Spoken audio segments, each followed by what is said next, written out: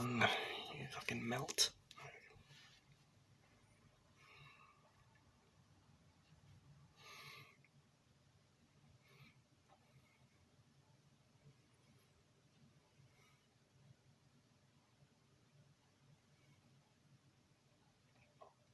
Data-driven marketing.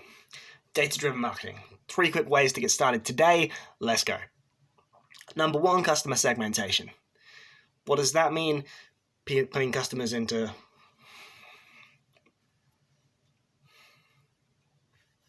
data-driven marketing. 3 quick ways to get started today. Let's do it. Number 1, segmentation. What's that? Putting customers into groups. How do we group them? However you want.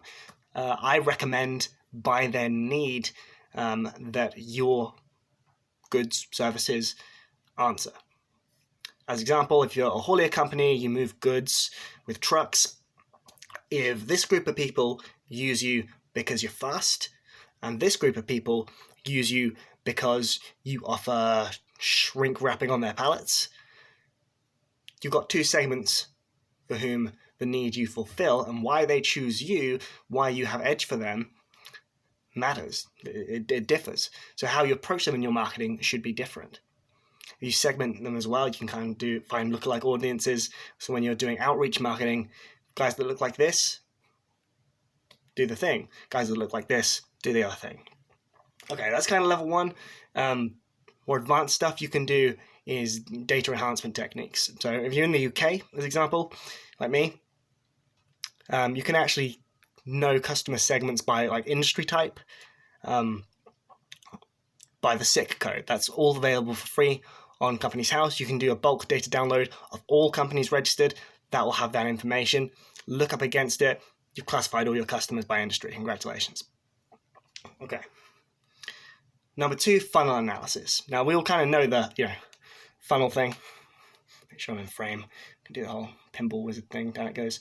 At the top, you've got awareness, people that know about you. Some of those will come in, have an interest, they'll read around, consume some content. Next level come in, they'll go to a buy page. You use a lead magnet to draw them down until they buy. They compare it to everything around they buy, and then after they buy, you've got the after funnel.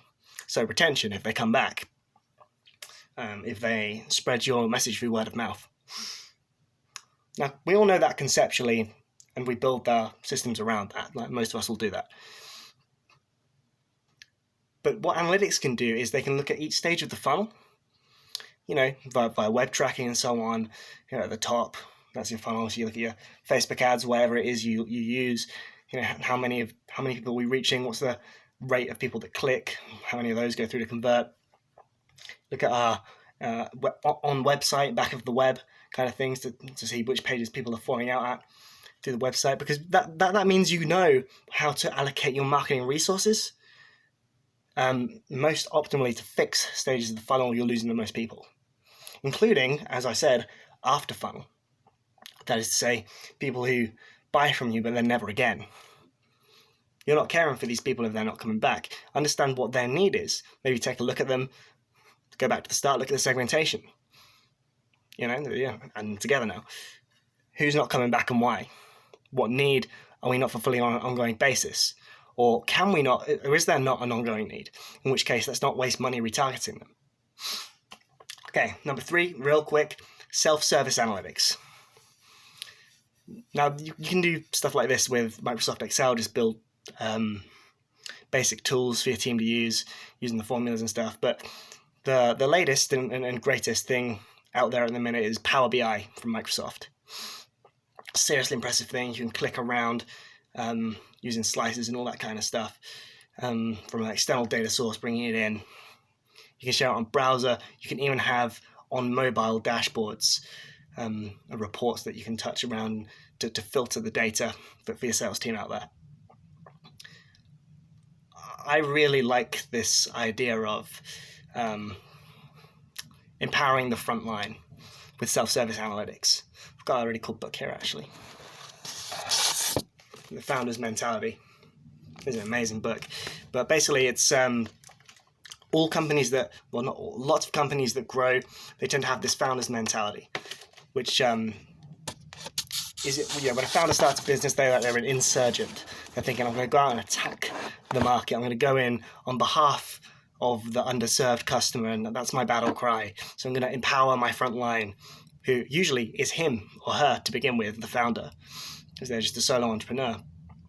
But look, that whole thing about empowering the front line, giving them decision-making ability, having them actually take some executive faculties on board and make decisions and want to serve the customer, as in the founder would if he's the first person. That's a lot easier if they have data insights and they can help themselves to it. So they can go in and they'll say, okay, let's go back to the haulier example. I'm a sales rep for this haulier company. How do I sell to this factory over here? Well, what's the industry type? I'll bring it all the way back to the top. Okay, well, what do they normally want from us? What do they normally like from us? What products do they normally get from us? The next day delivery, or do they go for the pallet wrap, as we were saying?